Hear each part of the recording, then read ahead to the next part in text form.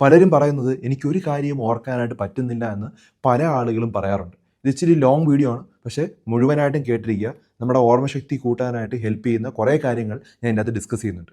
അപ്പോൾ നമ്മുടെ ഓർമ്മശക്തിയെ നമുക്ക് ആദ്യം ഒന്ന് പരിശോധിക്കാം. ഞാൻ ഈ വീഡിയോയിൽ തുടക്കത്തിൽ പറയുന്ന 3 കാര്യങ്ങൾ നിങ്ങളൊന്ന് ഓർത്തിരിക്കുക. ഓക്കെ, ഒന്നെന്ന് പറഞ്ഞു കഴിഞ്ഞാൽ പേന, രണ്ടാമത് ബുക്ക്, ക്ലോക്ക്. ഇത് 3ഉം വീട്ടിലുള്ള കാര്യമാണല്ലോ, അതുകൊണ്ട് ഓർക്കാൻ കുറച്ചുകൂടി ഈസിയാണ്. ഞാൻ കുറച്ചുകൂടെ ടഫായിട്ടുള്ള പറയാം. മാമ്പഴം, താക്കോല്, നീലാകാശം. ഈ 3 കാര്യമാണ് നിങ്ങൾ ഓർക്കേണ്ടത്. അപ്പം മാമ്പഴം, താക്കോല്, നീലാകാശം. ഇനി അത് മനസ്സിൽ സൂക്ഷിക്കുക. ഞാൻ അവസാനം ചോദിക്കും, നിങ്ങൾക്കത് ഓർക്കാൻ പറ്റുമോ എന്ന് നോക്കാം.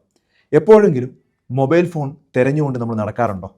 പിന്നെ അതുപോലെ നിങ്ങളുടെ കയ്യിൽ തന്നെ ചിലപ്പം കാണും, ചിലപ്പോൾ പോക്കറ്റിൽ ഇരിപ്പുണ്ടായിരിക്കും. അതുപോലെ കണ്ണട നമ്മൾ എവിടെ വെച്ചെന്ന് അറിയാതെ സെർച്ച് ചെയ്ത് നടക്കാറുണ്ട്. അത് ചിലപ്പോൾ തലയിൽ ഇരിപ്പുണ്ടായിരിക്കും. അതുപോലെ ഒരാളെ കണ്ട സമയത്ത് മുഖം നന്നായിട്ടറിയാം, പക്ഷെ പേര് ഓർമ്മ വരുന്നില്ല. മിക്ക ആളുകൾക്കും ഉണ്ടാകുന്ന ഒരു പ്രശ്നമാണ്. അതുപോലെ ഒരു മുറിയിലേക്ക് നടന്നു ചെന്ന ശേഷം ഞാനിവിടെ എന്തിനാണ് വന്നത് എന്ന് സ്വയം ചോദിച്ചിട്ടുണ്ടോ? പല കടകളിലും സാധനം വാങ്ങിക്കാൻ പോയിട്ട് എന്താണ് വാങ്ങിക്കാൻ പോയെന്ന് പോലും മറന്ന അവസ്ഥയൊക്കെ പല ആളുകൾക്കും ഉണ്ടാവും. അപ്പോൾ നമ്മൾ ആദ്യം പേടിക്കുന്നത് എന്താണ്? എനിക്ക് അൽഷീമേഴ്സ് തുടങ്ങിയോ, അല്ലെങ്കിൽ എനിക്ക് മറവി രോഗം തുടങ്ങിയോ എന്നാണ് പല ആളുകളും ചിന്തിക്കുന്നത്. അങ്ങനെയാണ് എനിക്ക് കൂടുതലും മെസ്സേജ് വരുന്നത്. ഇപ്പോൾ എല്ലാ മറവിയും പ്രായത്തിൻ്റെ പ്രശ്നവും അൽഷീമേഴ്സൊന്നും അല്ല. അപ്പം ഇത് മറവി പ്രോബ്ലം അല്ല എന്ന് ആദ്യമേ പറയാം. ഓർക്കക്കുറവ്, അമിതമായിട്ടുള്ള സ്ട്രെസ്സ്, ഡിപ്രഷൻ, ചില മരുന്നുകളുടെ പ്രശ്നം, വൈറ്റമിൻ B12 കുറവ്, തൈറോയ്ഡ് പ്രോബ്ലം, ചെവിക്ക് കേൾവിശക്തിക്കുള്ള പ്രശ്നം, ഡയബറ്റീസ്, അമിതമായിട്ടുള്ള പ്രമേഹം, സ്ലീപ്പ് അപ്നിയ പോലുള്ള കാരണവും ഓർമ്മശക്തിയെ ബാധിക്കാം. അപ്പം പ്രായമായത് കൊണ്ടാണ് എനിക്ക് മറവി സ്വാഭാവികമാണെന്ന് ചിന്തിച്ച് ഇരിക്കരുത്. ഈ പറഞ്ഞ 7 കാരണങ്ങൾ ഉണ്ടോ എന്ന് ആദ്യം നോക്കണം. അപ്പം മറവിയും നമ്മൾ ഉറപ്പായിട്ടും ചെക്ക് ചെയ്ത് നോക്കേണ്ടതാണ്. അത് പോയി ട്രീറ്റ്മെൻറ്റ് എടുക്കേണ്ട ഒരു കാര്യമാണ്. 3 പ്രധാന കാര്യങ്ങളാണ് ഞാൻ ആദ്യം പറയാനായിട്ട് ഉദ്ദേശിക്കുന്നത്. 1, എന്തുകൊണ്ടാണ് നമ്മൾ കാര്യങ്ങൾ മറക്കുന്നത് എന്ന് ചിന്തിക്കണം. 2, ഭാവിയിൽ മെമ്മറി ലോസും ഡിമെൻഷ്യയും വരാനുള്ള സാധ്യത എങ്ങനെ കുറയ്ക്കാമെന്നുള്ളത് പറയാം. 3, ഇന്ന് മുതൽ നമ്മുടെ ഓർമ്മശക്തി മെച്ചപ്പെടുത്താൻ ഉപയോഗിക്കാവുന്ന ഏറ്റവും ഫലപ്രദമായിട്ടുള്ള മെമ്മറി ടെക്നിക്സുകൾ എന്തൊക്കെയാണെന്നും പറയാം. ഈ 3 കാര്യങ്ങളാണ് ഞാൻ മെയിനായിട്ട് ഡിസ്കസ് ചെയ്യുന്നത്. ഒരു ബദാം കഴിച്ചാൽ മെമ്മറി ഇരട്ടിയാകും എന്ന തരത്തിലുള്ള വീഡിയോ നിങ്ങൾ കണ്ടു കാണും. ശാസ്ത്രീയമായി തെളിയിക്കപ്പെട്ട കാര്യങ്ങളൊന്നും അല്ല. പ്രാക്ടിക്കലായിട്ടുള്ള പല മെത്തേഡുകൾ വഴി നമുക്ക് ഓർമ്മശക്തി കൂട്ടാനായിട്ട് പറ്റും. ഓക്കെ, അപ്പോൾ അതിനെക്കുറിച്ചാണ് നമ്മൾ സംസാരിക്കുന്നത്. പല ആഹാരമല്ല പ്രധാനമായിട്ടും. മെമ്മറി എന്നത് യഥാർത്ഥത്തിൽ എന്താണ്? നമ്മുടെ ഓർമ്മശക്തി എന്ന് പറഞ്ഞാൽ തലച്ചോറിനുള്ളിൽ പ്രവർത്തിക്കുന്ന ഒരു ഒറ്റപ്പെട്ട ബോക്സ് അല്ല. ഒരു വിവരം ഓർമ്മയാക്കാൻ പ്രധാനമായിട്ടും 3 ഘട്ടങ്ങൾ കടന്നിരിക്കണം. ആദ്യത്തേത് എൻകോഡിംഗ് ആണ്. ഒരു കാര്യം ആദ്യമായി തലച്ചോറിലേക്ക് ശരിയായി പ്രവേശിക്കുന്നതാണ് എൻകോഡിംഗ് എന്ന് പറയുന്നത്. രണ്ടാമത് സ്റ്റോറേജ് ആണ്. ആ വിവരം തലച്ചോറ് സൂക്ഷിക്കുന്നതാണ് സ്റ്റോറേജ്. മൂന്നാമത്തത് റിട്രീവലാണ്. ആവശ്യം വരുന്ന സമയത്ത് ആ വിവരം തിരികെ പുറത്തെടുക്കുന്നതാണ് റിട്രീവൽ. ഇവിടെ വളരെ പ്രധാനപ്പെട്ട ഒരു കാര്യം, അറ്റൻഷനാണ് മെമ്മറിയുടെ ഏറ്റവും ഇമ്പോർട്ടൻ്റ് ആയിട്ടുള്ള ഒരു പ്രവേശനവാതിൽ. നമ്മളൊരു വ്യക്തിയെ പരിചയപ്പെടുന്ന സമയത്ത് അവരുടെ പേര് കേൾക്കുന്നതിന് പകരം ഞാൻ ഇനി എന്താണ് പറയേണ്ടത് എന്നാണ് നമ്മൾ ചിന്തിക്കുന്നത്. അപ്പോൾ ആ പേര് നമ്മൾ ശരിയായിട്ട് എൻകോഡ് ചെയ്യുന്നില്ല. പിന്നീട് ആ പേര് ഓർമ്മ വരാത്തത് മെമ്മറി തകരാറായതുകൊണ്ടല്ല, ആ വിവരം ആദ്യം തലച്ചോറിനുള്ളിലേക്ക് കൃത്യമായി എത്തിയില്ല, സ്റ്റോറേജ് ചെയ്തില്ല. അതുകൊണ്ടാണ് റിട്രീവ് ചെയ്യാൻ പറ്റാത്തത്. നിങ്ങൾ മൊബൈൽ നോക്കിക്കൊണ്ട് ഭക്ഷണം കഴിക്കുന്നു, അതുപോലെ TV കാണുന്നു, അതിനിടയിൽ ഒരാൾ നിങ്ങളോട് സംസാരിക്കുന്നു, വാട്സാപ്പ് മെസ്സേജിന് നിങ്ങൾ റിപ്ലൈ നൽകുന്നു. ഇതിനെ നമ്മൾ മൾട്ടി ടാസ്കിംഗ് എന്ന് നമ്മൾ വിളിക്കും. നമ്മൾ വലിയ ക്രെഡിറ്റ് ആയിട്ടൊക്കെയാണ് പറയാറുള്ളത്. പക്ഷേ തലച്ചോറ് പല സങ്കീർണ കാര്യങ്ങളും ഒരേ സമയം ചെയ്യാനായിട്ട് പറ്റില്ല. അത് നമ്മുടെ മനുഷ്യൻ്റെ സഹജമായിട്ടുള്ള പ്രശ്നമാണ്. അപ്പോൾ നമ്മൾ ശ്രദ്ധ മാറിപ്പോവാം. ഈ അറ്റൻഷൻ സ്വിച്ചിങ് കൂടുതലും തെറ്റുകളും കുറഞ്ഞ ഓർമ്മശക്തിയും അതുപോലെ മാനസിക ക്ഷീണവും ഉണ്ടാക്കാം. അപ്പം അതുകൊണ്ട് മെമ്മറി മെച്ചപ്പെടുത്താനുള്ള ആദ്യത്തെ ഒരു ടാബ്ലറ്റ് എന്ന് പറഞ്ഞാൽ ഒരു ഫാർമസിയിൽ ലഭിക്കുന്ന ഒരു കാര്യമല്ല, അതാണ് അറ്റൻഷൻ. ഈ അറ്റൻഷൻ ഓർത്തിരിക്കുക. ഇപ്പം സാധാരണ പ്രായമാറ്റവും അപകട സൂചനയും എങ്ങനെ തിരിച്ചറിയാമെന്നുള്ളത് പറയാം. ഒരു വ്യക്തിയുടെ പേര് ഉടനെ ഓർമ്മ വന്നില്ലെങ്കിലും കുറച്ച് സമയം കഴിഞ്ഞ് ഓർമ്മ വരുന്നത് സാധാരണയാണ്. ഓക്കെ, അത് ഒരു പ്രശ്നമല്ല. താക്കോൽ എവിടെ വെച്ചു എന്ന് മറന്നെങ്കിലും പിന്നീട് സ്വന്തം പ്രവർത്തനങ്ങൾ ആലോചിച്ച് അത് കണ്ടെത്താൻ കഴിയുന്നതും സാധാരണ സംഭവിക്കുന്ന ഒരു കാര്യമാണ്. പുതിയൊരു മൊബൈൽ ആപ്ലിക്കേഷൻ പഠിക്കാൻ മുമ്പത്തേക്കാളും കുറച്ച് സമയം എടുത്ത് പഠിക്കുന്നതും ചിലപ്പോൾ പ്രായത്തിൻ്റെ ഭാഗമാകാം, കുറച്ച് സമയമൊക്കെ എടുക്കാം. എന്നാൽ താഴെ പറയുന്ന മാറ്റങ്ങൾ ആവർത്തിച്ച് സംഭവിക്കുകയും ദൈനംദിന ജീവിതത്തെ ബാധിക്കുകയും ചെയ്താൽ നമ്മൾ ഉറപ്പായിട്ട് ഒരു മെഡിക്കൽ അസസ്മെന്റ് എടുക്കണം. ഈ പറഞ്ഞ കാര്യങ്ങളാണ് ശ്രദ്ധിക്കേണ്ടത്. ഒരേ ചോദ്യം ഏതാനും മിനിറ്റുകൾക്കുള്ളിൽ വീണ്ടും വീണ്ടും ചോദിക്കുക. അടുത്തിടെ നടന്ന പ്രധാന സംഭവങ്ങൾ മുഴുവനും മറക്കുക. പരിചിതമായിട്ടുള്ള സ്ഥലത്ത് വഴിതെറ്റുക. പണം കൈകാര്യം ചെയ്യുന്നതിനും ബില്ല് അടയ്ക്കുന്നതിനും തുടർച്ചയായിട്ട് തെറ്റുകൾ വരിക. സ്ഥിരമായിട്ട് ഉപയോഗിച്ചിരുന്ന ഒരു ഉപകരണങ്ങൾ എങ്ങനെ ഉപയോഗിക്കണമെന്ന് മറന്നുപോവുക. സംസാരിക്കുമ്പോൾ സാധാരണ വാക്കുകൾ കിട്ടാതെ വരുന്നത്, സാധാരണ വാക്കുകൾ. ഓക്കെ, അതുപോലെ തന്നെ മരുന്നുകൾ കഴിക്കാൻ ആവർത്തിച്ച് മറക്കുക, തീയതി, മാസം, സ്ഥലം എന്നിവയെക്കുറിച്ച് വലിയ കൺഫ്യൂഷൻ ഉണ്ടാകുക. അതുപോലെ സ്വഭാവത്തിനും തീരുമാനമെടുക്കാനുള്ള കഴിവിലും വ്യക്തമായ മാറ്റം വരിക. മുമ്പ് എളുപ്പത്തിൽ ചെയ്തിരുന്ന കുക്കിംഗ്, ഡ്രൈവിംഗ്, ബാങ്കിങ് തുടങ്ങിയ കാര്യങ്ങൾ ചെയ്യാൻ പറ്റാതെ വരിക. ഈ 10ൽ കുറേ കാര്യങ്ങളുണ്ടെങ്കിൽ ഉറപ്പായിട്ടും ഡിമെൻഷ്യ ആകാൻ സാധ്യത വളരെ കൂടുതലാണ്. ഈ മാറ്റം ആ വ്യക്തിയുടെ പഴയ കഴിവുമായിട്ട് താരതമ്യം ചെയ്യുമ്പോൾ പുതിയതാണോ എന്ന് നോക്കുക. ഓക്കെ, ദൈനംദിന ജീവിതത്തിനെ ഇത് ബാധിക്കുന്നുണ്ടോ എന്ന് നോക്കുക. ഒരു കാര്യം കൂടെ പറയാം. ഒരു വ്യക്തിക്ക് പെട്ടെന്നൊരു കൺഫ്യൂഷൻ ഉണ്ടായാണ്, അതായത് നമ്മൾ ആളെ തിരിച്ചറിയാൻ പറ്റാതിരിക്കുക, വായി തോന്നുന്നതൊക്കെ വിളിച്ചു പറയുക, പരസ്പരം ബന്ധമില്ലാത്ത കാര്യങ്ങളൊക്കെ സംസാരിക്കുന്നുണ്ട്, 1-2 ദിവസത്തിനകത്ത് ഉണ്ടായെങ്കിൽ ഉറപ്പായിട്ടും വീട്ടിൽ വെച്ചുകൊണ്ടിരിക്കുന്നത് അത് ഇൻഫെക്ഷൻ ആവാം, സോഡിയം കുറഞ്ഞതാവാം, ഷുഗർ കുറഞ്ഞതാവാം, ചിലപ്പോൾ ഏതെങ്കിലും മെഡിസിൻ കൂടിപ്പോയതാവാം, സ്ട്രോക്ക് ആവാം. അപ്പോൾ അതുകൊണ്ട് ഇമ്മീഡിയറ്റ്ലി നമ്മൾ ഹോസ്പിറ്റലിലോട്ട് കൊണ്ടുപോകണം. പെട്ടെന്ന് കൺഫ്യൂഷനോടൊപ്പം മുഖം ഇങ്ങനെ കോടിപ്പോവുക, സംസാരിക്കാൻ ബുദ്ധിമുട്ട് വരിക, കയ്യിലോ കാലിലോ ബലക്കുറവുണ്ടായാൽ നടക്കാൻ പറ്റാത്ത വിധത്തിൽ വീഴുന്നു പോകുന്നതിൽ തോന്നുക, ശക്തമായ തലവേദനയോ അപസ്മാരം ഉണ്ടാകുന്നുണ്ടെങ്കിൽ വെയിറ്റ് ചെയ്ത് അത് എമർജൻസിയാണ്, ഇമ്മീഡിയറ്റ്ലി കൊണ്ടുപോകണം. അടുത്തതായിട്ട് ഡിമെൻഷ്യ എന്നത് പറയുന്നത് അൽഷീമേഴ്സ് തന്നെയാണോ? ഡിമെൻഷ്യ ഒരു പ്രത്യേക രോഗത്തിന്റെ പേര് മാത്രമല്ല, അത് ചിന്ത, റീസണിങ്, ലാംഗ്വേജ്, ജഡ്ജ്മെന്റ് തുടങ്ങിയ കഴിവുകൾ ദൈനംദിന ജീവിതത്തിൽ ബാധിക്കുന്ന രീതിയിൽ കുറഞ്ഞു വരുന്ന ഒരു സിൻഡ്രോമിനെയാണ് ഡിമെൻഷ്യ എന്ന് പറയുന്നത്. ഡിമെൻഷ്യയ്ക്ക് പല കാരണങ്ങളുണ്ട്. ഒന്നാണ് അൽഷീമേഴ്സ് ഡിസീസ്. ഏറ്റവും കോമൺ ആയിട്ടുള്ള ഒരു കാര്യമാണ് അൽഷീമേഴ്സ് ഡിസീസ്, ഒരു പ്രധാന കാരണങ്ങളിൽ ഒന്നാണ്. ഇത് കൂടാതെ വാസ്കുലർ ഡിമെൻഷ്യ ഉണ്ട്, ലെവി ബോഡി ഡിമെൻഷ്യ ഉണ്ട്, ഫ്രോണ്ടോ ടെമ്പറൽ ഡിമെൻഷ്യ ഉണ്ട്. അങ്ങനെ പല പല കാരണങ്ങൾ കൊണ്ട് ഡിമെൻഷ്യ ഉണ്ടാവും. ചിലരിൽ ഒന്നിലധികം കാരണങ്ങളും ചിലപ്പോൾ വരാം. ഓക്കെ, ഇപ്പം ഏറ്റവും പ്രധാനമായിട്ടും നമ്മൾ ഓർക്കേണ്ടത് ഡിമെൻഷ്യ പ്രായമായാൽ നിർബന്ധമായും വരേണ്ട ഒന്നല്ല എന്ന് ഓർക്കുക. 2024 ലാൻസെറ്റ് കമ്മീഷൻ റിപ്പോർട്ട് പ്രകാരം ജീവിതത്തിന്റെ വിവിധ ഘട്ടങ്ങളിലായി കാണുന്ന 14 മാറ്റാവുന്ന റിസ്ക് ഫാക്ടേഴ്സ് കൈകാര്യം ചെയ്യുന്നതിലൂടെ ലോകത്താകെയുള്ള ഡിമെൻഷ്യ കേസുകളിൽ ഏകദേശം 45% വരെ വൈകിക്കാനോ ഒഴിവാക്കാനോ സാധ്യതയുണ്ടെന്നുള്ള പഠനമുണ്ട്. അത് പോപ്പുലേഷൻ ലെവൽ എവിഡൻസ് ആണ് അതിൻ്റെ അത് പറയുന്നത്. ഇതൊരു വ്യക്തിക്ക് 45% ഗ്യാരണ്ടി എന്നല്ല, പക്ഷെ നമ്മുടെ പ്രവർത്തനങ്ങൾക്ക് വലിയ പ്രാധാന്യമുണ്ട് എന്ന് വ്യക്തമാക്കുന്ന പഠനമാണ് ലാൻസെറ്റ് കമ്മീഷൻ 2024 ഇറക്കിയ പേപ്പറിൽ പറയുന്നത്. ആ 14 ഫാക്ടേഴ്സ് എന്തൊക്കെയാണെന്നുള്ളത് പറയാം. കുറഞ്ഞ വിദ്യാഭ്യാസം, ഹിയറിംഗ് ലോസ്, ഉയർന്ന LDL കൊളസ്ട്രോൾ, ഡിപ്രഷൻ, ബ്രെയിനിലുണ്ടാവുന്ന ആഘങ്ങൾ, ഡയബറ്റിസ്, പുകവലി, ഹൈപ്പർ ടെൻഷൻ, പൊണ്ണത്തടി, അമിതമായിട്ടുള്ള ആൽക്കഹോൾ, മറ്റുള്ളവരുടെ അടുത്ത് സംസാരിക്കാതിരിക്കുക, എയർ പൊല്യൂഷൻ, അതുപോലെ കാഴ്ചയ്ക്കുണ്ടാവുന്ന ബുദ്ധിമുട്ടുകൾ, ഇതൊക്കെയാണ് ഉണ്ടാവുന്ന കോമൺ റിസ്ക് ഫാക്ടേഴ്സ്. ഇതിനകത്ത് പലതും നമുക്ക് റിവേഴ്സ് ചെയ്യാൻ പറ്റുന്നതാണ്. പ്രമേഹം കൺട്രോൾ ചെയ്യാനായിട്ട് പറ്റും, ഹൈപ്പർ ടെൻഷൻ കൺട്രോൾ ചെയ്യാൻ പറ്റും, പൊണ്ണത്തടി കൺട്രോൾ ചെയ്യാൻ പറ്റും, ഡിപ്രഷൻ കൺട്രോൾ ചെയ്യാനായിട്ട് പറ്റും, മറ്റുള്ളവരായിട്ട് ഇൻവോൾവ് ചെയ്യാൻ പറ്റും, മദ്യമാണെങ്കിലും സിഗരറ്റ് ആണെങ്കിലും നമുക്ക് സ്റ്റോപ്പ് ചെയ്യാൻ പറ്റും. അപ്പം മാജിക് ടാബ്ലറ്റിനെ അല്ല നമ്മൾ ആദ്യം ആശ്രയിക്കേണ്ടത്. നമ്മുടെ ജീവിതശൈലിയിൽ ഈ പറഞ്ഞ 14 റിസ്ക് ഫാക്ടേഴ്സ് എടുത്ത് മാറ്റുക എന്നുള്ളതാണ് ആദ്യം ചെയ്യേണ്ടത്. ഓർമ്മയെ സംരക്ഷിക്കാൻ ഏറ്റവും ഫലപ്രദമായ മാർഗങ്ങളാണ് ഇനി ഞാൻ പറയാൻ പോകുന്നത്. ഒന്ന്, ശരീരം ചലിപ്പിച്ചു കഴിഞ്ഞാൽ തലച്ചോറും സംരക്ഷിക്കപ്പെടുന്നുണ്ട്. ഇത് പലർക്കും അറിയാത്തൊരു കാര്യമാണ്. മെമ്മറി കൂട്ടാൻ ആദ്യം എന്ത് കഴിക്കണമെന്നല്ല ചിന്തിക്കേണ്ടത്. ആദ്യം നിങ്ങൾ ചെയ്യേണ്ടത് നിങ്ങളുടെ ശരീരം ചലിപ്പിക്കുകയാണ് ചെയ്യേണ്ടത്. ഞാൻ ദിവസവും എത്ര സമയം നടക്കുന്നു എന്ന് സ്വയം ചോദിക്കുക. 30 മിനിറ്റ് നടക്കണം. നമ്മുടെ ബ്രെയിൻ ശരീരത്തിൽ നിന്ന് വേർതിരിച്ചൊരു ഓർഗൻ അല്ല. ഹൃദയത്തിനും രക്തക്കുഴലുകൾക്കും നല്ലതായ കാര്യങ്ങൾ പൊതുവെ തലച്ചോറിനും നല്ലതാണ്. Physical activity cerebral blood flow കൂട്ടും, നമ്മുടെ ബ്രെയിനിലുള്ള ബ്ലഡ് ഫ്ലോ കൂട്ടും. അത് നമ്മുടെ ഇൻസുലിൻ സെൻസിറ്റിവിറ്റി മെച്ചപ്പെടുത്തും, ഉറക്കം മെച്ചപ്പെടുത്തും, മൂഡ് മെച്ചപ്പെടുത്തും, നല്ല ഹോർമോണുകൾ ഉണ്ടാവും. പൊതുവെ മുതിർന്നവർക്ക് ആഴ്ചയിൽ കുറഞ്ഞത് 150 മിനിറ്റ് നമ്മൾ ഇത്തരത്തിലുള്ള നടത്തം വേണമെന്നാണ് പറയുന്നത്. ഉദാഹരണത്തിന് ബ്രിസ്ക് വാക്കിംഗ് ആണ് വേണ്ടത്, നല്ല സ്പീഡ് നടക്കണം, അല്ലെങ്കിൽ സൈക്ലിങ്ങോ സ്വിമ്മിങ്ങോ വേണം. 5 ദിവസം ചെയ്താൽ മതി, 30 മിനിറ്റ് വെച്ച്. അപ്പോൾ തന്നെ 150 മിനിറ്റായി. ഓക്കെ, ഇപ്പോൾ തുടക്കക്കാർക്ക് 30 മിനിറ്റ് ഒരുമിച്ച് ചെയ്യാൻ പറ്റുന്നില്ലെങ്കിൽ 10 മിനിറ്റ് രാവിലെ ചെയ്യാം, ഉച്ചയ്ക്ക് ചെയ്യാം, രാത്രി ചെയ്യാം, അങ്ങനെ 3 നേരം കൊണ്ട് ചെയ്യാം. അതോടൊപ്പം ആഴ്ചയിൽ കുറഞ്ഞത് 2 ദിവസം മസിൽ സ്ട്രെങ്തനിങ് എക്സസൈസ് ചെയ്യണം. അതായത് കുറേ വ്യായാമം ഞാൻ പറഞ്ഞിട്ടുണ്ട്. സ്ക്വാറ്റ് ചെയ്യുക, അതുപോലെ വാൾ പുഷപ്പ് ചെയ്യുക, ഡംബൽ എടുത്തിട്ടുള്ള വെയിറ്റുകൾ എടുത്തിട്ടുള്ള വ്യായാമങ്ങൾ ചെയ്യുക. ഇത് 2 ദിവസം ചെയ്താൽ നമ്മുടെ മസിൽസിനും അത് നല്ലതാണ്. അപ്പോൾ ഒറ്റയടിക്ക് വർക്കൗട്ട് ചെയ്യുമ്പം അമിതമായ വെയിറ്റ് എടുത്ത് തുടങ്ങരുത്. പതുക്കെ പതുക്കെ വേണം സ്റ്റാർട്ട് ചെയ്യാൻ. ഒരു 2 ആഴ്ച കൊണ്ട് അല്ലെങ്കിൽ 1 മാസം കൊണ്ടൊക്കെ പതുക്കെ അതിൻ്റെ ഇൻറ്റൻസിറ്റി കൂട്ടുക. നമുക്ക് ശ്വാസമുട്ടൽ ഉണ്ടാകുന്നുണ്ട്, തലകറക്കം ഉണ്ടാകുന്നുണ്ട്, വലിയ ബുദ്ധിമുട്ടുകൾ ഉണ്ടാകുന്നുണ്ടെങ്കിൽ നമ്മൾ ഉറപ്പായിട്ടും ഡോക്ടറിനെ കണ്ടിട്ട് വ്യായാമം കണ്ടിന്യൂ ആവും. ഇപ്പോൾ വ്യായാമം മെമ്മറി സംരക്ഷിക്കാനുള്ള ഒരു എക്സ്ട്രാ ഓപ്ഷൻ അല്ല. WHO ഫിസിക്കൽ ആക്ടിവിറ്റിയെ കൊഗ്നിറ്റീവ് ഡിക്ലൈൻ റിസ്ക് റിഡക്ഷൻ എന്നാണ് അതിനെ പറയുന്നത്. അതായത് നമ്മുടെ ബ്രെയിനിനെ ആക്റ്റീവായിട്ട് നിലനിർത്താൻ ഏറ്റവും പ്രധാനപ്പെട്ട ഒരു കാര്യത്തിൽ ഒന്നാണ് വ്യായാമം. അതുകൊണ്ടാണ് ഞാൻ ആദ്യം പറഞ്ഞത്, ദിവസവും നടക്കുക, ആഴ്ചയിൽ 2 ദിവസം മസിലിനെ ചലഞ്ച് ചെയ്യുക. മണിക്കൂറോളം തുടർച്ചയായിട്ട് നമ്മൾ ഇരിക്കരുത്. ഓക്കെ, ഒരു 30 മിനിറ്റ് അല്ലെങ്കിൽ 45 മിനിറ്റ് ആകുമ്പോഴത്തേക്ക് ഒരു 2 മിനിറ്റ് നടക്കുക. ഫോൺ കോൾ വരുന്ന സമയത്ത് ഇരുന്ന് സംസാരിക്കുന്നതിന് പകരം നടന്ന് സംസാരിക്കുക. അടുത്തുള്ള കടയിലേക്ക് വാഹനം ഒഴിവാക്കി നടന്നു പോവുക. ഭക്ഷണത്തിന് ശേഷം ഒരു 10-15 മിനിറ്റ് നടക്കുക. ഇതെല്ലാം നമ്മുടെ രക്തത്തിലെ ഷുഗർ കൺട്രോൾ ചെയ്യാനും നമ്മുടെ അമിതമായ പൊണ്ണത്തടി വരാതിരിക്കാനൊക്കെ ഹെൽപ്പ് ചെയ്യുന്ന മാർഗ്ഗങ്ങളാണ്. രണ്ടാമതായിട്ട് ബ്ലഡ് പ്രഷർ ശ്രദ്ധിക്കുക എന്നുള്ളതാണ്. തലച്ചോറിലെ ചെറിയ രക്തക്കുഴലുകളും വളരെയധികം പ്രധാനമാണ്. പലർക്കും രക്തസമ്മർദ്ദം അമിതമാണെങ്കിൽ വർഷങ്ങളോളം ഒരു സിംറ്റം ഉണ്ടാവില്ല. അതുകൊണ്ട് തന്നെ അതിനെ സൈലന്റ് കില്ലറായിട്ടാണ് ഈ രക്തസമ്മർദ്ദത്തിനെ വിളിക്കുന്നത്. പക്ഷേ അൺകൺട്രോൾഡ് ആയിട്ട് രക്തസമ്മർദ്ദം ഉണ്ടെങ്കിൽ തലച്ചോറിലെ ചെറുതും വലുതുമായിട്ടുള്ള ബ്ലഡ് വെസൽസിനെ പതുക്കെ അത് ബാധിക്കും. എനിക്ക് തലവേദനയില്ല, അതുകൊണ്ട് പ്രഷർ ഇല്ല എന്ന ചിന്ത തെറ്റാണ്. ബ്ലഡ് പ്രഷർ അളക്കാതെ അത് അറിയാനായിട്ട് കഴിയില്ല.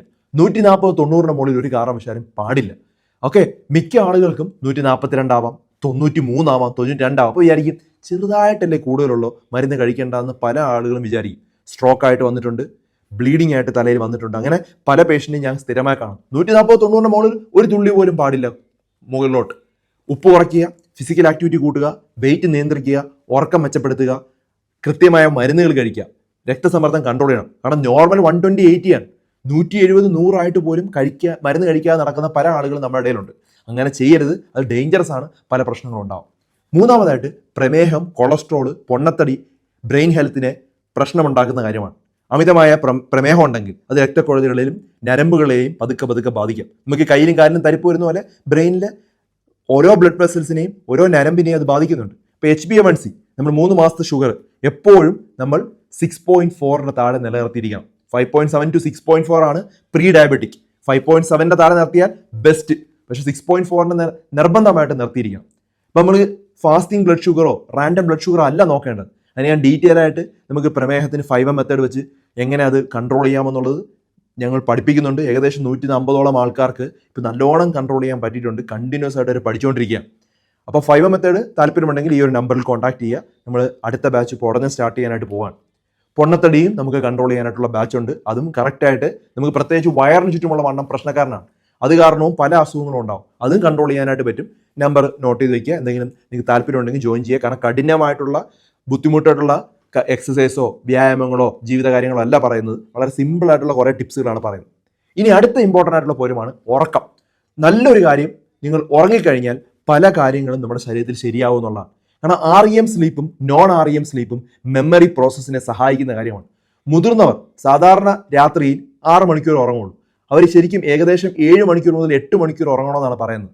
കാരണം അങ്ങനെ ആയാൽ മാത്രമേ നമ്മുടെ ശരീരത്തിൽ പ്രോപ്പറായിട്ട് സെല്ലുകളെല്ലാം റിപ്പയർ ആവുകയുള്ളൂ. അതുപോലെ രാത്രി കിടക്കുന്നതിന് മുമ്പ് ചായ കുടിക്കുക. ഈ 5 മണിക്ക് ശേഷം ചായ കുടിക്കുന്നതും കോഫി കുടിക്കുന്നതും നല്ലതല്ല. ഉറക്കം പ്രോപ്പറായിട്ട് കിട്ടില്ല. അതുപോലെ മദ്യം കഴിക്കുന്നതും തുടക്കത്തിൽ ഉറക്കം നല്ലതായിരിക്കും, പിന്നെ ഉറക്കം മോശമായിരിക്കും. അതും നല്ലതല്ല. ഒരേ സമയത്ത് കിടക്കുക, ഒരേ സമയത്ത് എഴുന്നേൽക്കുന്നതാണ് ഏറ്റവും നല്ലത്. രാവിലെ നമ്മൾ പ്രകൃതിദത്തമായിട്ടുള്ള സൂര്യപ്രകാശം കിട്ടുന്നത് നമ്മുടെ മെലറ്റോണിൻ എന്നുള്ള ഹോർമോൺ ശരിയായിട്ടുണ്ടാകാൻ വേണ്ടി ഹെൽപ്പ് ചെയ്യും. അതുപോലെ കിടക്കുന്നതിന് തൊട്ട് മുമ്പായിട്ട് വലിയ ആഹാരം കഴിക്കുന്നതും തെറ്റാണ്. എപ്പോഴും ബെഡ്റൂം ശാന്തവും ഒരു സുഖകരമായിട്ടുള്ള ടെമ്പറേച്ചറും സെറ്റ് ചെയ്യുക. കിടക്കയിൽ നമ്മൾ മൊബൈലും കണ്ടുകൊണ്ട് ഫുൾ ടൈം കിടക്കരുത്. മൊബൈൽ നമ്മൾ ഒത്തിരി ലേറ്റ് ആയിട്ടൊക്കെ ഉപയോഗിക്കുന്നത് നമ്മുടെ ഉറക്കം കുറയ്ക്കുന്ന കാര്യമാണ്. അപ്പോൾ അതുകൊണ്ട് അത് പ്രശ്നമാണ്. അപ്പം അതും നമ്മൾ ശ്രദ്ധിക്കേണ്ട ഒരു കാര്യമാണ്. ഇനി നിങ്ങൾ ഉറങ്ങുന്ന സമയത്ത് വലിയ ശബ്ദത്തിലാണ് കൂർക്കം വലി ഉണ്ടാകുന്നത്. അതുപോലെ ഇടയ്ക്കിടയ്ക്ക് ഞെട്ടി എണീപ്പിക്കുന്നുണ്ടെങ്കിൽ നിങ്ങൾക്ക് സ്ലീപ്പ് അപ്നിയ എന്നുള്ളൊരു പ്രശ്നം ഉണ്ടാവും. ഉറങ്ങിയിട്ടും പകൽ മുഴുവൻ ഉറക്കമാണ്, ഭയങ്കര ക്ഷീണമാണെങ്കിൽ നിങ്ങൾക്ക് സ്ലീപ്പ് അപ്നിയ ഉണ്ടോ, അസുഖം ഉണ്ടോ എന്നുള്ളത് ചെക്ക് ചെയ്യണം. സ്ലീപ്പ് അപ്നിയ സാധാരണ കൂർക്കം വലി എന്ന് അവഗണിക്കരുത്. കൂർക്കം വലി ഉണ്ട്, ഇതുപോലുള്ള പ്രശ്നം ഉണ്ടെങ്കിൽ ചെക്ക് ചെയ്ത് നോക്കുക. അതുപോലെ സ്ലീപ്പിംഗ് ടാബ്ലറ്റ് സ്ഥിരമായിട്ട് ഉപയോഗിക്കുന്നതും അത്ര നല്ലൊരു കാര്യമല്ല. ചില ടാബ്ലറ്റ്സ് അടുത്ത ദിവസം നമുക്ക് മയക്കം ഉണ്ടാക്കാം, കൺഫ്യൂഷൻ ഉണ്ടാക്കാം, നമുക്ക് ഓർമ്മശക്തിക്ക് ചെറിയ പ്രശ്നങ്ങളുണ്ടാവും. അപ്പോൾ ഉറക്കം വലിയ പ്രോബ്ലം ഉണ്ടെങ്കിൽ സ്ലീപ്പിംഗ് ടാബ്ലറ്റ്സ് കഴിക്കുക. അല്ലെങ്കിൽ പല മാർഗ്ഗങ്ങളും ഞാൻ പല വീഡിയോസിലും പറഞ്ഞിട്ടുണ്ട്. ഇനി ബ്രെയിനിന് മാജിക് ഫുഡ് വേണോ എന്ന് പല ആളുകളും ചോദിക്കും. നമുക്ക് നട്ട്സ് വളരെ നല്ലതാണ്, എല്ലാ സീഡ്സും നല്ലതാണ്. പക്ഷേ ജ്യൂസസ് പല ആളുകളും മെമ്മറി കൂട്ടാനായിട്ട് ഈ ക്യാരറ്റും കുക്കുംബറും അതുപോലെ പല കാര്യങ്ങളും അടിച്ചു കുടിക്കും. ജ്യൂസസ് ഞാൻ അധികം റെക്കമെൻഡ് ചെയ്യുന്നില്ല. മെഡിറ്ററേനിയൻ ഡയറ്റാണ് ഏറ്റവും നല്ലത്. അതിനകത്ത് ധാരാളം വെജിറ്റബിൾസ് ഉണ്ട്, അതുപോലെ ഫ്രൂട്ട്സ്, അതുപോലെ സീഡ്സ് ഒക്കെ കഴിക്കാനും മീൻ കഴിക്കാനൊക്കെ പറയുന്നുണ്ട്. മെഡിറ്ററേനിയൻ ഡയറ്റ്, അതിനെക്കുറിച്ച് ഞാൻ ഡീറ്റെയിൽ ആയിട്ട് വീഡിയോ ചെയ്തിട്ടുണ്ട്. അത് നല്ലൊരു ഡയറ്റാണ്. പക്ഷേ നമ്മൾ ഒഴിവാക്കേണ്ട കുറച്ച് കാര്യങ്ങളുണ്ട്. ഉപ്പ്, അമിതമായിട്ടുള്ള പഞ്ചസാര, packet foods, junk foods, bakery items, ഈ 5 സാധനം ഒഴിവാക്കണം. എങ്കിൽ മാത്രമേ ബ്രെയിനിൽ അത് കൂടുതൽ ഗുണം ചെയ്യുള്ളൂ. പയർ നല്ലതാണ്, കടല നല്ലതാണ്, പ്രോട്ടീനുള്ള എല്ലാ ആഹാരവും നല്ലതാണ്, മീൻ നല്ലതാണ്, നട്ട്സ് നല്ലതാണ്, സീഡ്സ് നല്ലതാണ്. ഇതെല്ലാം നമ്മുടെ ആഹാരത്തിന് നിന്ന് കിട്ടുന്ന കുറേ നല്ല കാര്യങ്ങൾ നമ്മുടെ ബ്രെയിനിന് വളരെ നല്ലതാണ്. പക്ഷേ ബാക്കി എല്ലാ കാര്യങ്ങളും ചെയ്തിട്ട് മാത്രമേ ആഹാരത്തിൽ ഡിപ്പെൻഡ് ചെയ്തിട്ട് കാര്യമുള്ളൂ. ആഹാരം ഒരു മാജിക് കാര്യമല്ല. ബേക്കറി ഫുഡ് കഴിക്കുന്നു, സ്ഥിരമായിട്ട് മധുര പലഹാരങ്ങൾ കഴിക്കുന്നു, ഫ്രൈഡ് സ്നാക്സ് കഴിക്കുന്നു, പാക്കറ്റ് ഫുഡ്സ് സ്ഥിരമായി കഴിക്കുന്നു, ബേക്കറി ഫുഡ് കഴിക്കുന്നുണ്ടെങ്കിൽ നമ്മൾ എന്ത് നല്ല കാര്യം ചെയ്തിട്ടും കാര്യമില്ല എന്ന് ഓർത്തിരിക്കുക. നമുക്ക് നല്ലൊരു ഓർമ്മശക്തി വേണം, നമ്മുടെ ബ്രെയിൻ കംപ്ലീറ്റ്ലി ആക്റ്റീവ് ആവണമെങ്കിൽ നമ്മൾ പച്ചക്കറികൾ കഴിക്കുക, പ്രോട്ടീൻ ഉൾപ്പെടുത്തിയ ആഹാരങ്ങൾ കഴിക്കുക, കാർബോഹൈഡ്രേറ്റ് മിതപ്പെടുത്തുക, അമിതമായ കാർബോഹൈഡ്രേറ്റ് അല്ല വേണ്ടത്. ഓക്കെ, ഈ ഭക്ഷണം കഴിച്ചാൽ അൽഷിമേഴ്സ് വരില്ല എന്ന് പറയാനായിട്ട് പറ്റില്ല. ഈ പറഞ്ഞ എല്ലാ കാര്യങ്ങളൂടെ വരുമ്പോഴാണ് നമുക്ക് ഒരു ഗുണം ലഭിക്കുന്നത്. പല ആളുകൾക്കും കേൾവിക്കുറവ് കാരണവും പ്രശ്നം ഉണ്ടാകും. ഇപ്പം കേൾവിക്കുറവ് വന്നാൽ എന്താണ് മെമ്മറിയുമായിട്ടുള്ള ബന്ധമെന്ന് നിങ്ങൾ ചിന്തിക്കുക.